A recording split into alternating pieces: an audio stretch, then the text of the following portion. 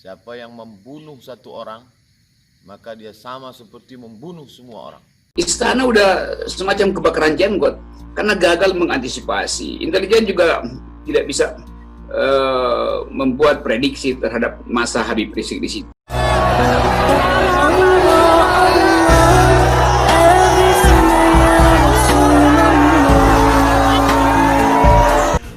laskar FPI ditembak mati.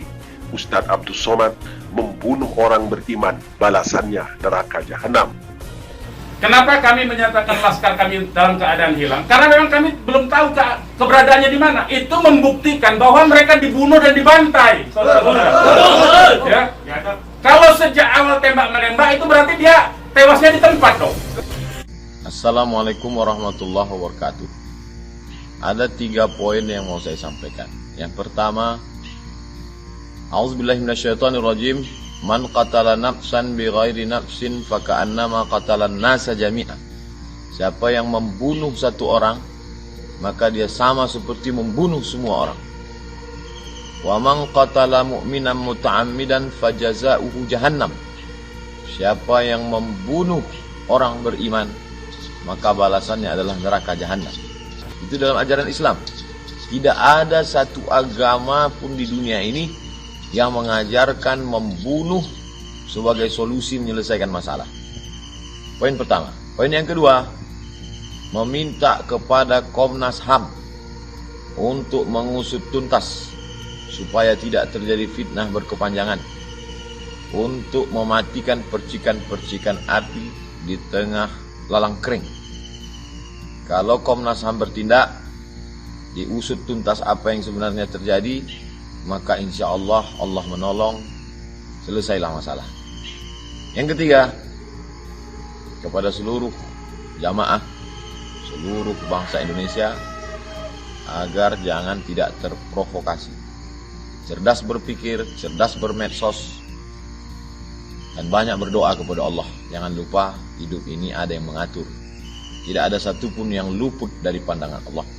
Tidak ada satu yang lepas dari pengetahuan Allah. Allah tidak tidur. La ta'khudhuhu sinatun wala naum. Allah tidak mengantuk dan Allah tidak tidur. Terima kasih. Assalamualaikum warahmatullahi wabarakatuh. Ya, sejak Habib Rizik turun di airport itu istana udah semacam kebakaran jenggot karena gagal mengantisipasi. Intelijen juga tidak bisa membuat prediksi terhadap masa Habib Rizik di situ. Mahfud MD masih mengecilkan FPI pada waktu itu. Jadi semua ini, semua penggalan ini, puzzle ini, kalau kita bikin mosaiknya, terlihat bahwa berantakan koordinasi kekuasaan, berantakan koordinasi intelijen, berantakan kemampuan analisis dari istana terhadap keadaan itu. Kan orang akhirnya melihat Habib Rizik sebagai si pitung dari Petamburan yang jadi simbol dari perlawanan moral itu.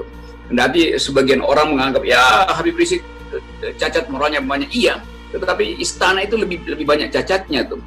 Dan pembuktian terakhir adalah ditangkapnya Mensos, dan itu adalah cacat moral tertinggi.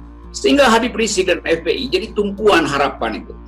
Nah, kita sebetulnya ingin agar supaya harapan terhadap perubahan itu dilembagakan melalui oposisi, dilembagakan melalui kegiatan pers yang beradab itu, dilembagakan melalui diskusi-diskusi civil society. Tapi justru bagian itu yang dihalangi oleh kekuasaan, oleh pemerintah. Jadi gangguan di istana itu lebih karena karena moral istana yang merosot aja kan. Jadi ada demoralisasi di istana, impact-nya adalah perkelahian antar warga negara, antar politisi. Lalu soal-soal semacam ini ingin diselesaikan oleh aparat keamanan itu, yang cara melihatnya juga di luar prinsip-prinsip persaingan politik mestinya tuh. Ya. Tapi karena terbawa dengan suasana politis, maka begitulah 6 orang jadi korban.